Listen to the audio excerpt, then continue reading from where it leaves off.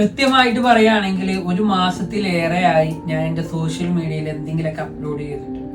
എൻ്റെ മാനസിക പ്രയാസങ്ങളെയും ജോലി തിരക്കുകളിൽ നിന്നെല്ലാം മാറി നിൽക്കുവാൻ ഞാൻ കണ്ടെത്തിയ ഇടമാണ് സോഷ്യൽ മീഡിയ. എന്നാൽ ആ സന്തോഷങ്ങളിൽ നിന്ന് വളരെ വലിയ സന്തോഷവും അത്ഭുതവും എൻ്റെ ജീവിതത്തിൽ ഈ ഒരു മാസകാലയളവിൽ എനിക്ക് നൽകിയ ഒരു പുസ്തകത്തെ കുറിച്ചാണ് ഈ ഒരു മാസത്തിന് ശേഷം നിങ്ങളുടെ മുമ്പിൽ ഞാൻ പറയാൻ ആഗ്രഹിക്കുന്നത്. സുൽത്താനുൽ ഉലമയുടെ വിശ്വാസപൂർവം എന്ന ജീവിതകഥ. ആത്മകഥ ഒരു മനുഷ്യൻ എഴുതി തീർക്കുമ്പോൾ നമ്മൾ പലതും വായിച്ചു തീർക്കാറുണ്ട്. എന്നാൽ വെറുതെ വായിച്ചു തീർക്കുകയല്ല. 400-ലേറെ പേജുകളുള്ള ഈ പുസ്തകം ഞാൻ വായിച്ചു തീർത്തതിന് ശേഷം അത്ഭുതത്തോടു കൂടിയാണ് നിങ്ങളുടെ മുമ്പിൽ ഇരിക്കുന്നത്. കാരണം ഈ പുസ്തകം വെറും ഒരു കഥ മാത്രമല്ല എന്ന് പറയുമ്പോൾ, ഒരു പുരുഷായുസ് കൊണ്ട് ഒരു മനുഷ്യൻ ഇത്രയൊക്കെ ചെയ്തു തീർക്കാൻ കഴിയുമോ എന്ന് നമ്മളെ ചിന്തിപ്പിക്കുന്ന അത്ഭുതകരമായ, ഞാൻ അത്ഭുതം എന്ന പദത്തെ പിന്നെയും പിന്നെയും ഉപയോഗിക്കുന്നത് ഇത് അത്ഭുതമായതുകൊണ്ടാണ്.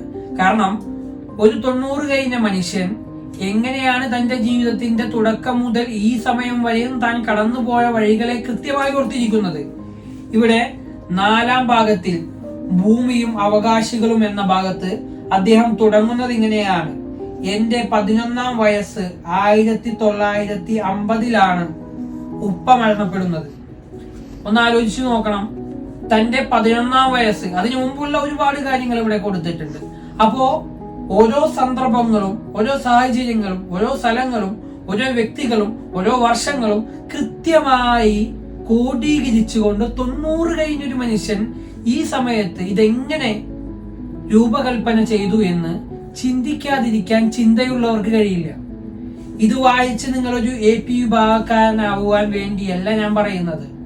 മറിച്ച് പുനൂരുകാരൻ അബൂബക്കർ മുസ്ലിയാർ ലോകം കണ്ട, കേരളമല്ല, ഇന്ത്യയല്ല, ഗൾഫ് രാജ്യങ്ങൾ മാത്രമല്ല, ലോകം തന്നെ അറിഞ്ഞ ഷെയ്ഖ് അബൂബക്കർ അഹമ്മദായി മാറിയത് എങ്ങനെയാണ് എന്ന് ചെറിയൊരു ആമുഖം മാത്രമാണ് ഈ പുസ്തകം.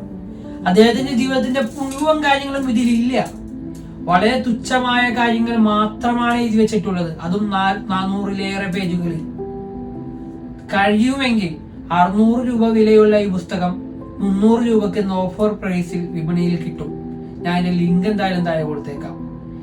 കഴിയുമെങ്കിൽ ഒന്ന് വാങ്ങി വായിച്ചു നോക്കണം. വിഭാഗക്കാരനാവാൻ വേണ്ടിയല്ല, ചേരി തിരിഞ്ഞ് മാറി നിന്ന് കല്ലെറിയുമ്പോ ആ കല്ലിന്റെ ഭാരം ഒന്ന് കുറയ്ക്കാൻ, നിങ്ങളെ മനസ്സിനെ പാകപ്പെടുത്തുവാൻ ഈ വീഡിയോയും അതിനുശേഷം നിങ്ങൾ വായിക്കുന്ന ഈ വരികളും നിങ്ങൾക്ക് ഉപയോഗപ്പെട്ടേക്കാം.